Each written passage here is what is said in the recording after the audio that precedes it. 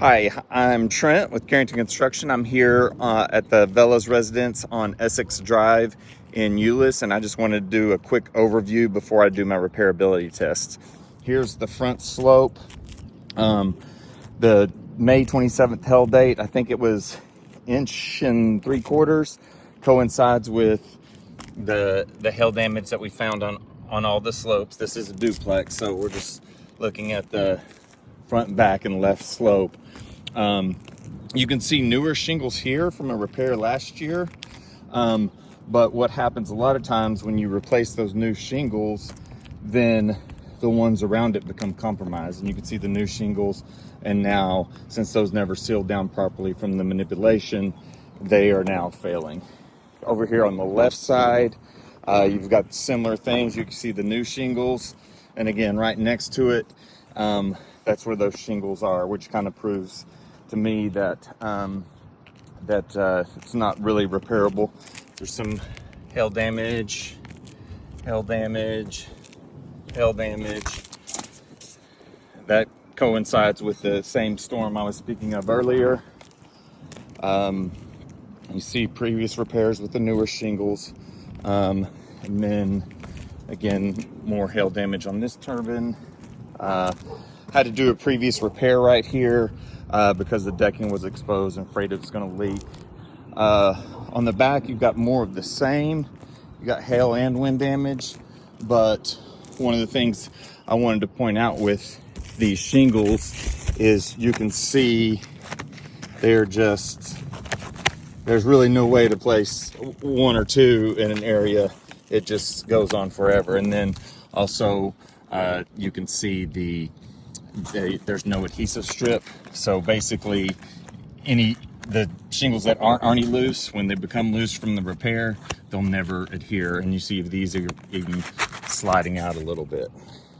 All right, sorry for the video quality. I'm on my own and don't have the best resources available, but we got this obvious area that we can all agree is wind damage, so we're going to have to replace shingles above it.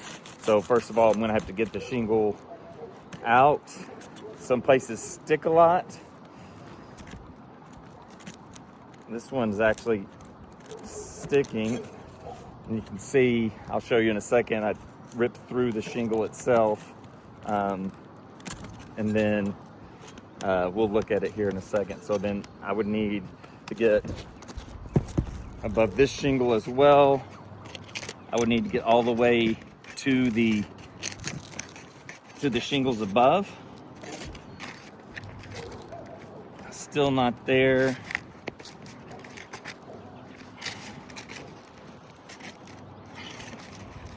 Now I can finally see the nails, but you can see all the granule loss just from getting to the nails. So I'll show you. Here's where I was trying to get the first shingle, and you can see it's still sticking over here, but just from using my tool here, ripped right through the shingle there. And then here you've got no adhesiveness. Right here, no adhesiveness, no adhesiveness. And then you can see, trying to lift up to get to the shingles, all those granule losses, and now those shingles are damaged. So it just continues on as a snowball effect. All right, we're here on the left slope. This is the missing shingle. So first we'd also obviously have to get this shingle up.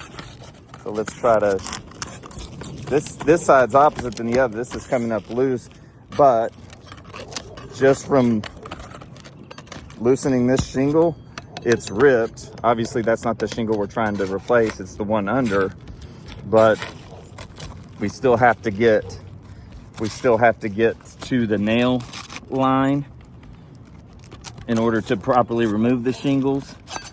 And some are sticking, some are coming up easy. Another tear in the shingle there. And then still got to get above to that nail line. The shingles are just ripping through, but still not to the nail line yet. Now I can see the nail line, but again, I'll show you here. If I can put this around, or I'll show it this way.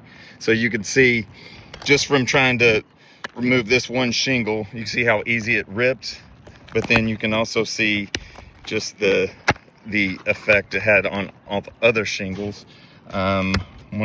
This one right here just ripped, and that would have been one that we would have tried to save on a repair, but you've got these thin rips. And then again, getting to those areas, you've got to bend the shingle up, and then you can see now those dams are creased and all these are no longer had their seal. That's why earlier you had where the new shingles were from the replace, you had damaged shingles around it because they're all compromised at some point. Here on the final slope, the back slope, we got the wind damaged shingle here. So we're going to need to get underneath that. I don't know if you can see it, but you can hear it just flopping. There's really, where do you stop? And all these have holes that have already ripped through, so that's not repairable. So we finally get, let's say, this area, which kind of looks like the new shingles, I can't tell, but it just goes on forever. There's really not even a spot to get that, but this one's on a little bit better. All right, let's see. We'll use this one, so we'd have to get underneath this shingle. It's kind of either they're not sticking at all, or they're sticking too much. Here we got a lot of material transfer, I'll show you in a second. And then these others have no adhesive at all. So again, kind of not to beat a dead horse, but you continue to have the same problems. Let's just for fun, let's say we could repair here. We'd have to get up to that shingle above, and this one's ripping. I'm gonna stop now because I don't want to tear up this roof any worse than it already is, but I will show you the close-ups. So here was the original wind damaged shingle. Trying to get that shingle up, you can just see how all these others, and you can see how they're sliding out. So that means those shingles are already compromised because the wind, there's holes in them. And then this might be the newer shingles, I can't tell with my sunglasses on, but you can see all that major material transfer. That's a compromised shingle, and then that's not gonna be able to adhere to the next shingle because all that material transfer. This slope is hanging on by a thread. So anyway, all right, just one last thing to show you. Here where I did my sample, you can see there's felt.